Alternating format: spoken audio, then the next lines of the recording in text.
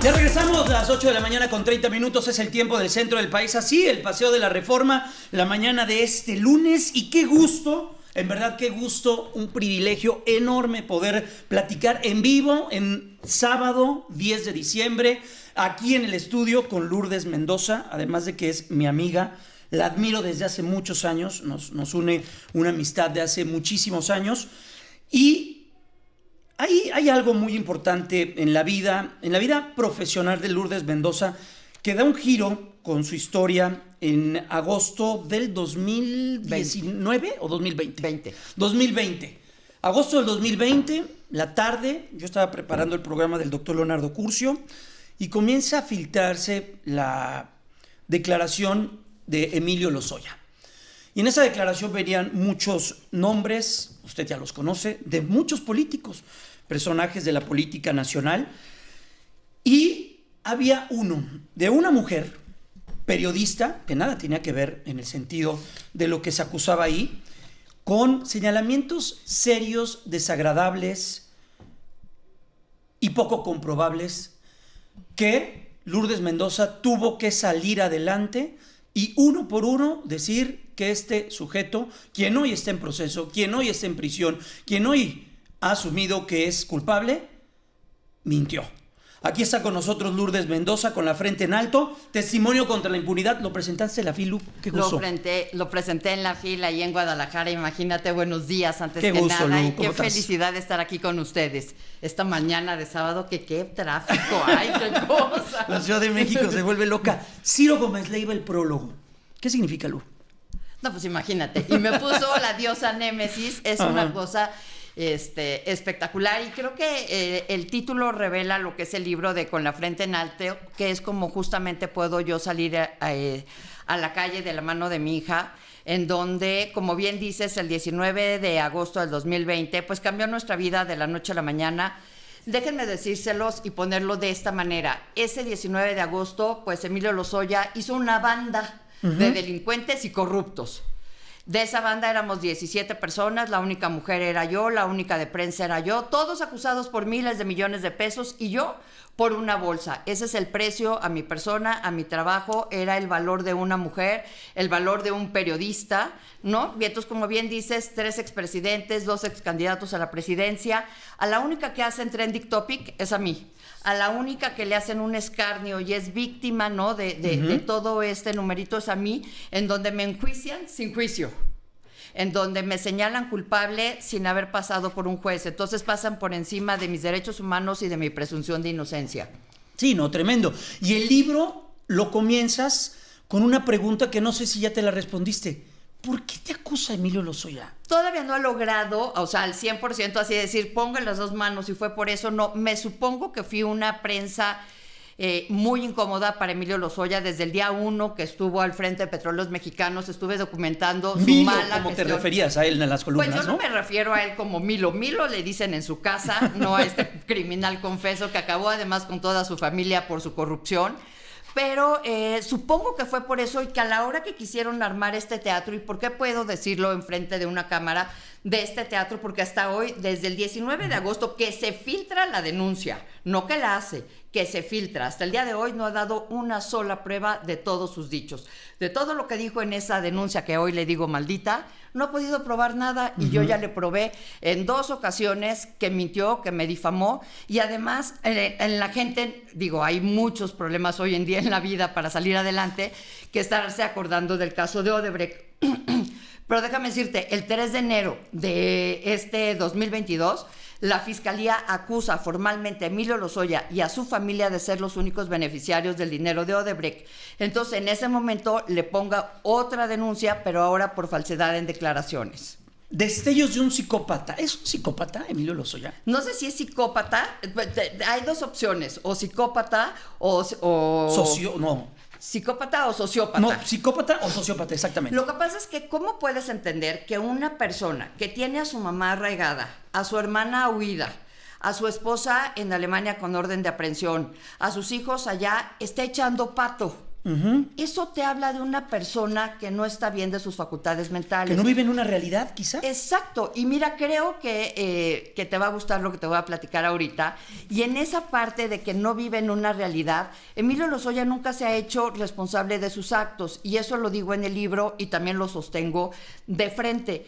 El día que voy y le tomo la foto al Funán, Emilio Lozoya, en lugar de enfrentarme a mí, le grita: camarero. Eso lo he platicado un sinfín de veces, pero dando estas entrevistas a raíz del libro, lo que me percaté el día de ayer y se me prendió es, si él me está acusando de que yo soy una corrupta, que soy parte de una banda, a la hora de verme en el restaurante, ¿qué es la reacción normal de una persona que tiene la verdad en sus manos? Pues se para y me dice, ¿no? ¿Qué haces aquí, corrupta? ¿A qué vienes? ¿No? ¿De qué te vas a...? Y no, su reacción es justamente de una persona, de un cobarde, que en lugar de él asumir las consecuencias de sus actos, le grita al camarero que venga a auxiliarlo, ¿no? Que le quite esta mosca que lo está molestando, claro, que era yo. Que es exactamente lo que vimos también con las declaraciones de Coello Trejo y cuando escuchamos las grabaciones de su papá con el fiscal. Él, para salvar la cárcel, primero su papá es el que se hace responsable. Es el que empieza a hacer las negociaciones con la fiscalía y ya al final él nada más firma. Por salvar el pellejo de irse a la cárcel, pues no le importa incriminar a 17 personas. Claro. Porque si tú fueras el que me hubieras acusado y llega tú, o sea, no, sí, una no, de los claro, de la banda, pues que le hablas a tu abogado y le dices, oye, esta delincuente criminal está aquí. Sí. Ese día, él solito, sus actitudes y su forma de actuar, nos dijeron, soy culpable. Entiendo. A mí me llama también mucho la atención, quizá de todo esto que está alrededor del personaje Emilio Lozoya, que te acompañara lo que vemos en pantalla para los amigos de la radio en la presentación del libro, Javier Lozano, Javier Cuello Trejo. Javier Cuello Trejo, hay que decirlo, fue en una primera etapa cuando Emilio Lozoya es detenido en España. Javier Cuello lo empieza a defender. Su primer abogado es Javier Cuello Trejo. Y te está acompañando en un libro que habla de todas las inconsistencias de este caso, Lulú. Y eso es muy significativo. Así es. Fíjate que su hija, Jovita Cuello Trejo, es mi abogada. Y porque soy amiga de Jovita desde hace mucho tiempo, algún día en el inter de esta vorágine, le pido a Jovita sentarme con su papá me escucha, y eso lo platica justamente en la FIL. Dice, ustedes se preguntarán, ¿qué hago aquí si yo soy el abogado de Lozoya? Y dice, yo no vengo a hablar de Lozoya, vengo a hablar de la guerrera que es Lourdes, de la lucha que hizo Lourdes y que logré casi algo que nunca se había visto, que era probar el daño moral. En México es dificilísimo lograrlo y nosotras lo logramos. Y entonces decía, a ver, yo sí sé de estas cosas y lo he declarado justamente con Ciro. Emilio Lozoya no tiene pruebas de nada y de eso soy testigo. ¿Sí? Yo le dije claramente, para acusar hay que probar, y por eso ya no quise ser su abogado. Y no vengo a hablar hoy de ella, pero sí tengo, ¿no?, la fe. Y no nada más la fe, sino tengo todos los documentos para que ella no es culpable. Entonces, por eso él me acompaña. Lulú, en paralelo que presentas el libro, en paralelo que preparas el libro, hay una denuncia contra Emilio Lozoya. ¿Cómo camina todo eso? Ya tengo, de la primera denuncia que le hice en el 2020 por daño moral, ahí ya le gané 2 instancias. Se niega a aceptar las sentencias en la segunda instancia de 3 magistrados, en donde le dicen que no nada más me tiene que indemnizar, sino que también tiene que pagarle las costas y gastos a mis abogados. Y además, como te decía, el 3 de enero de 2022, cuando lo acusa formalmente la Procu, pues yo lo que hago es le pongo otra denuncia por falsedad en declaraciones, que esa es penal. Sin embargo, increíblemente, mientras vemos que el fiscal y el subprocurador hablan con su papá y hasta le dan, ¿no?, le dicen exactamente cómo ayudarlos, cómo defenderse para traer a su mamá de Alemania, a mí me niega la oportunidad y mi derecho humano de defenderme, porque no me quiere entregar la denuncia certificada de Emilio Lozoya. ¿Qué dice? Pues que yo no tengo una carpeta abierta. Sí, está bien, yo no tengo una carpeta abierta. Sin embargo, el señor me metió en esa banda, me hizo parte de esa banda de criminales. Entonces, ¿por qué a mí me niega el derecho a defenderme? La historia de la fotografía y de la portada, pero de la fotografía de la portada, ¿no la puedes platicar? Esa fotografía de la portada la hizo mi hija Daniela un día día estábamos en la casa regresando hace un año, en enero, de vacaciones, y salió una entrevista en una de las revistas, ¿En quién? Ajá. Y Daniela se la enseñé y me dijo, mamá, ¿puedo dibujar a Lozoya? ¿Qué le vas a dibujar? Le voy a poner un parche y le voy a poner su número de reo y no sé qué. Claro que sí, con mucho gusto, y ahí es donde sale la portada. ¿Quién acompaña a Emilio Lozoya ese día? En esta fotografía. Está uno de sus mejores amigos, que es el esposo de Lawrence Guerra, que es justamente la que está festejando su cumpleaños, la hija de este matrimonio, y Doris Beckman, que es la que está a su derecha y es la que me grita, ¡ay, no! Uf. ¿No? Lourdes, ¿qué viene después del libro? Porque una cosa es presentar el libro, ya lo has dicho, lo escuché que lo dijiste con Ciro hace unos días, lo dijiste en la presentación del libro, sí, limpiar el nombre, perfecto, estar con la frente en alto, que es lo más importante, pero ¿qué viene después, Lulu? ¿Qué viene después? Voy a seguir trabajando con la frente en alto, no voy a parar hasta lograr mi papelito que diga, y mira, después de la segunda sentencia no hay manera que me gane en el amparo. Sin embargo, en este México de hoy puede pasar lo que sea. Entonces, de 100 tengo 99.9% de que la voy a ganar. Y esta historia sin duda me cambió a mi familia, cambió la vida, de mi manera de ver la vida. Y creo que una de mis obligaciones como ser humano y como prensa es empezar a visibilizar a las mujeres que tenemos el pie en el cuello. Permíteme hacer una pausa comercial que entra de manera automática para seguir platicando, Lulú, porque a mí me gustaría transitar de eso, del libro, a la labor periodística. La columna de opinión, ¿qué significa todo esto? Porque tú fuiste una muy seria crítica de lo que estaba pasando en Pemex en la administración de Enrique Peña Nieto. Claro que sí. Y eso se ha reconocido poco. Pero vamos a la pausa comercial, son las 8:42. Estamos platicando con Lourdes Mendoza, autora del libro Con la frente en alto, una larga columnista de muchos años. Vamos a la pausa. Regresamos a las 8 de la mañana con 45 minutos, es el tiempo del centro del país. Seguimos platicando con Lourdes Mendoza. Ella es periodista, columnista en El Financiero y nos acompaña hoy con motivo de la presentación del libro Con la frente en alto, testimonio contra la impunidad. Lulú, la reflexión que hacías, las mujeres, el periodismo y lo que sucedió con el trato, tienes toda la razón. La única mujer que fue acusada, metida con expresidentes, con funcionarios públicos, lo que sucedió con José Luis Lavalle, por ejemplo, que estuvo un largo periodo en el reclusorio sin ninguna prueba más allá de los dichos de Lozoya. ¿Qué pasa ahí? Mira, te digo, o sea, todo no nada más está documentado en el libro, sino además lo he venido documentando y, como repito una vez más, la Fiscalía General de la República lo acusa a solamente Emilio Lozoya, a su familia, el 3 de enero de este 2022, de ser el único beneficiario del dinero de Odebrecht. Pero déjenme decirles de esta manera. La Fiscalía tiene dos narrativas al mismo tiempo que no se hablan. Es decir, por un lado está la acusación formal de que solo él se quedó con el dinero, y por otro lado tienes a Jorge Luis Lavalle, lo tuviste en la cárcel 1 año 5 meses. Lo sacaron el 16 de septiembre de este año, pero no le cerraron la carpeta de investigación, simplemente le cambiaron la medida precautoria por temas de salud.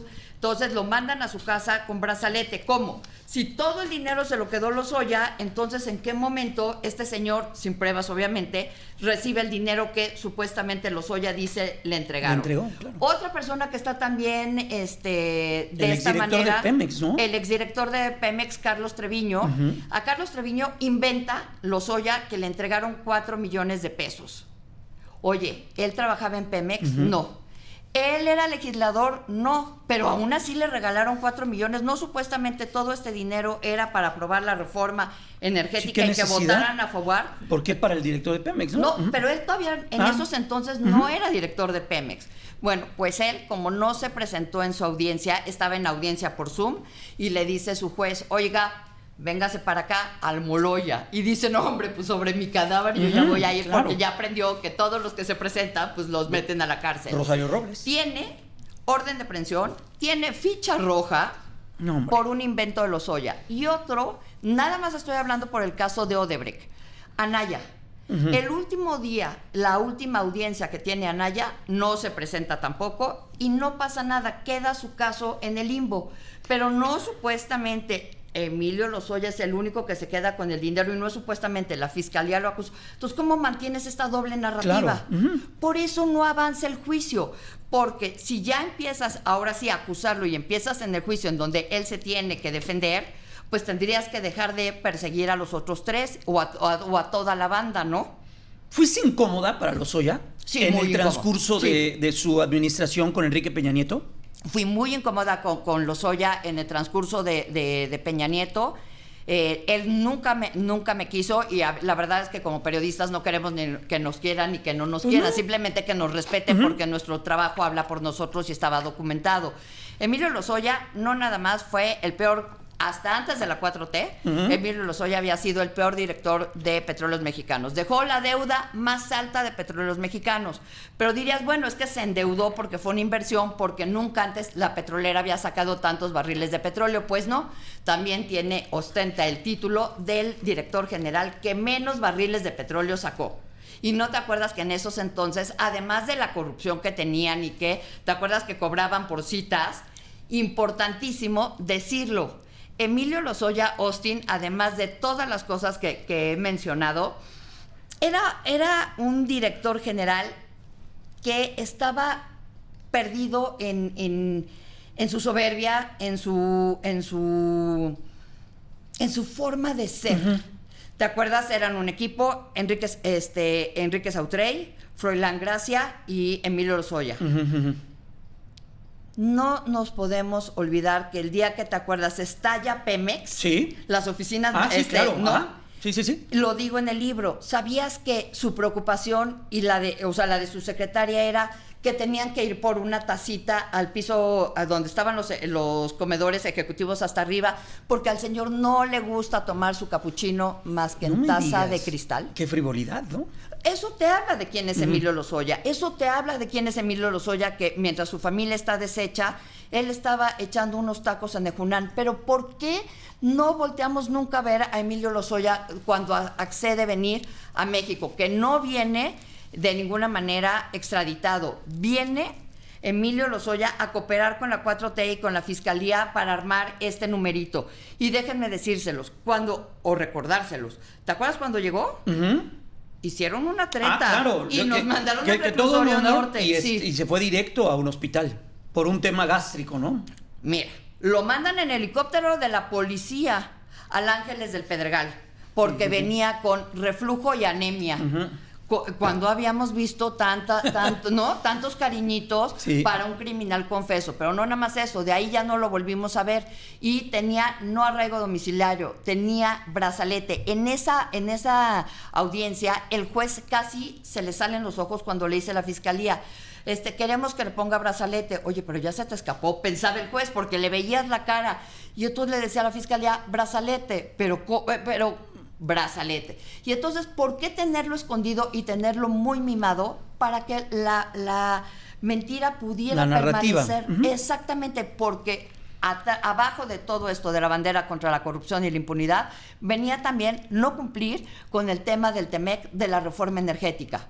¿Por qué? Porque si tú puedes probar que fue hecha con corrupción, pues entonces ya no tienes por qué cumplirla. Porque hiciste algo o firmaste algo en base a cuestiones corruptivas. Exactamente. Y entonces, si ven, ya no, la 4T y el presidente en la mañanera nunca más volvió a decir, esta boca es mía después de la foto. Lulú, ¿le dedicas un espacio especial al largo y sinuoso camino para buscar justicia? Híjole, ¿qué cosa? Tan complicado es lo que ocurre en nuestro país en torno a la justicia? Yo creo que por eso la gente tampoco tiene una cultura para denunciar. O sea, cuando tú denuncias y tú eres la víctima, pareciera que nosotros nos convertimos en los victimarios. Y déjenme darles un ejemplo. Mis abogados piden que vaya yo a una terapia para que me hagan un perfil psicológico con una perito en psicología especializada para saber cuál era el daño emocional y psicológico que yo tenía, porque de eso se trata el daño moral. ¿Sabes qué me hizo Emilio Lozoya y sus abogados? ¿Qué? Me recetaron 4 para demostrar que yo mentía, que yo manipulaba y que yo anteponía el dinero a mis principios y a mis valores. No. Y en el tribunal nadie se da cuenta que la primera prueba que piden mis abogados es un jueves. La primera que me ponen de Emilio Lozoya es un viernes. Cada prueba dura alrededor de entre 5 y 6, 7 horas. Imagínate nada más. No, tremendo. No, Entonces, o sea, es un desgaste.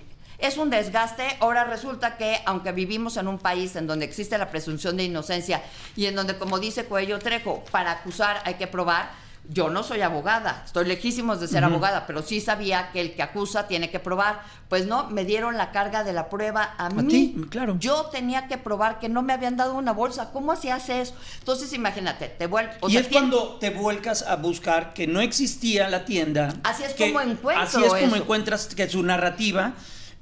Que también también existe un delito, porque cuando tú vas ante un juez y levantas una denuncia, estás jurando decir la verdad. Por eso lo acusé de falsedad en declaraciones. Carlos Treviño y yo ya hicimos esa denuncia pertinente.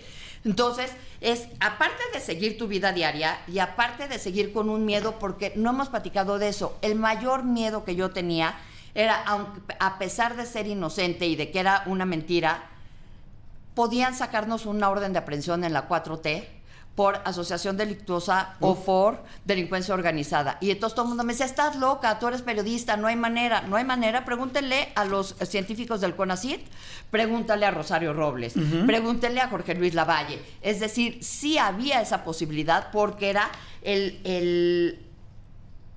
la narrativa más importante de corrupción y de impunidad que tenía este gobierno en espejitos que Lozoya y su papá le vendieron al fiscal o que el fiscal también quiso comprar. ¿Qué viene después del libro, Lulú? Visibilizar a las mujeres. Voy a seguir trabajando. O sea, lo has hecho en torno a lo que ha hecho el ministro Saldívar, ¿no? En asistir y estar de cerca con casos de abuso de autoridad, mujeres que no han tenido sentencia desde hace muchos años. ¿Has estado ahí en esa cámara? Desde antes. Fíjate que de lo que hablas es de Claudia Sánchez Mayorga, que era horrible decirlo, pero él era el chivo expiatorio del Solid Gold. Y después de 9 años, 2 meses de estar en 3 cárceles diferentes, me tocó estar afuera de Santa Marta, donde le dicen, esta señora sale inocente, señora, se puede ir, nunca debió de haber pisado la cárcel. Imagínate, tremendo. Nada más. Y eso se conjuga porque Rosario Robles conoce su caso en Santa Marta. Y entonces Rosario le dice, háblale a Lourdes, Lourdes te puede ayudar. Y de ahí es cuando Rosario logra que el ministro vaya a Santa Marta, le escucha, y entonces ahí es donde cambia todo. Y como la 4T ha invisibilizado a las mujeres y hoy tenemos en día entre 11 y 12 feminicidios. Hoy en día tenemos que les han quitado absolutamente todo de las políticas públicas. Hoy creo que también al tener voz y al ser prensa, es parte de nuestra obligación empezar a acompañarlas y visibilizarlas. ¿Qué digo yo? Goliat es tan grande como tú quieras que Goliat sea. O sea, a mí me atacaron desde el poder, tenía miedo, tenía terror, pero nunca bajé la cabeza y aunque todo el mundo me decía, ya cállate, no, si queremos un país diferente, tenemos que ser nosotros ciudadanos diferentes. Lo pueden conseguir en todas las plataformas digitales, ¿verdad? Y también en librerías, en donde usted quiera, y lo tienen en todos los formatos. Físico, lo tiene electrónico y también en audiovoz, imagínese. Ándale, Lourdes, ¿con tu voz? Claro. Ándale, Lourdes Mendoza con la frente en alto, testimonio contra la impunidad. El prólogo es de Ciro Gómez Leiva. Lulú, felicidades. Muchísimas gracias, Jaime. Qué bueno que como siempre aquí, es un placer aquí. Y siempre platicar contigo y saber y tenerte tan cerca es un privilegio. Gracias, Lulú. Al contrario, beso. Muy buenos días. Y saludos a la Dani, que ahí anda, a la hija de Lulú, que quiere ser también, ¿no? ¿Quiere ser periodista, Dani? Dices, ¿no? Dice que sí. Vamos a la pausa comercial, las 8:57, ya regresamos.